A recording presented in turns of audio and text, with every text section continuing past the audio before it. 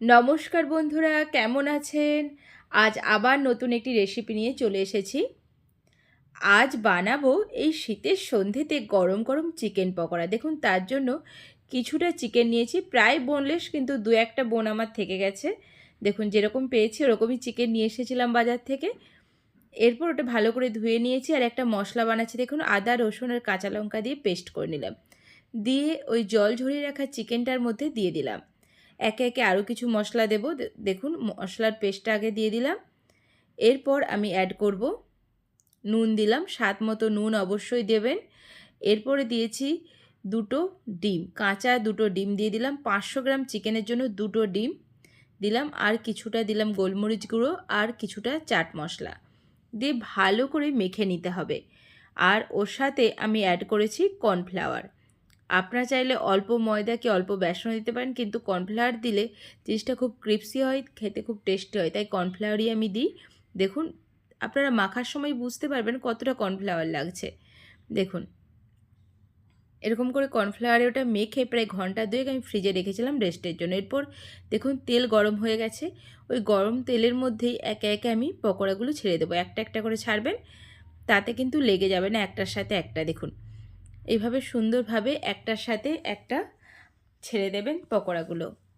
দেখুন, সব পকোড়াগুলো আমি দিয়ে দিলাম। আমার দুবারে ভাজতে হয়েছে, একবারে কিন্তু হয়নি। দেখুন, দিয়ে এবার মিডিয়াম আঁচে কিন্তু ভাজবেন, হাই ফ্লেমে কিন্তু কখনোই ভাজবেন না, তাহলে বাইরের কোটিংটা পুড়ে যাবে আর ভেতরটা একদম সেদ্ধ হবে না।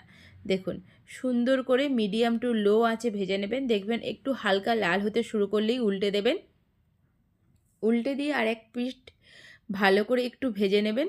দিয়ে দেখুন, আমি তুলে রাখবো। আমি কিন্তু একদম পুরো টোটাল যে ডিপ ফ্রাইটা সেটা কিন্তু করছি না এখন, তার কারণ আছে, সেটা দেখাচ্ছি চলুন। দেখুন, এবার আমি তুলে নিলাম। হালকা লাল হতে শুরু করলেই ওটা তুলে নেবেন। দেখুন, তুলে নিয়েছি। এরপর ওই তেলটা আবার একটু গরম করে দেখুন তার মধ্যে দিয়ে দিলাম বাকি যে পকোড়াগুলো ছিল, ওইগুলো ছেড়ে দিলাম একে একে। ওইগুলোও ভাজা হয়ে গেছে, দেখুন তুলে নিলাম। দেখুন, পুরো কিন্তু আমি ভাজিনি। এরপর দেখুন, যেই পকোড়াগুলো ভাজা হয়ে গেছে ওর ওই ব্যাটারটা কিছুটা রয়ে গেছিলো, ওর মধ্যে একটু অল্প জল আর দিলাম কর্নফ্লাওয়ার দিয়ে হাতের সাহায্যে আমি দেখুন গুলে নিলাম ভালো করে, যাতে কোনো লাম্প না থাকে। এরপর দিলাম স্বাদ মতো নুন, একটু গোলমরিচ গুঁড়ো, একটু চাট মশলা দিয়ে ভালো করে মিশিয়ে নিয়ে ওর মধ্যে আমি আবার পকোড়াগুলো দিয়ে দেব।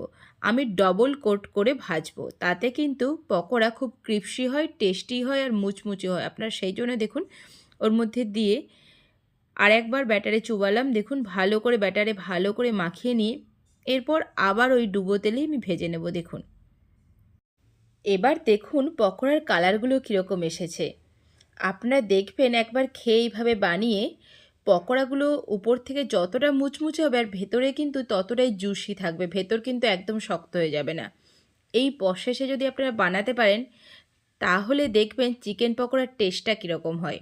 দেখুন, প্রত্যেকটা পকোড়াই কিন্তু দেখতে দুর্দান্ত হয়েছে, খেতে তো আমি বললামই না। আপনারাও বানিয়ে দেখুন, খেয়ে দেখুন। আর শীতকালে এই ধনেপাতার চাটনি আর টমেটোর সস দিয়ে পরিবেশন করুন গরম গরম পকোড়া। ধনেপাতার চাটনির রেসিপি চাইলে অবশ্যই আমার পেজ ঘুরে আসবেন, সেখানে দেয়া আছে। আপনারাও বানিয়ে দেখুন, খেয়ে দেখুন, কেমন লাগলো অবশ্যই জানাবেন। আজকের মতো বিদায়।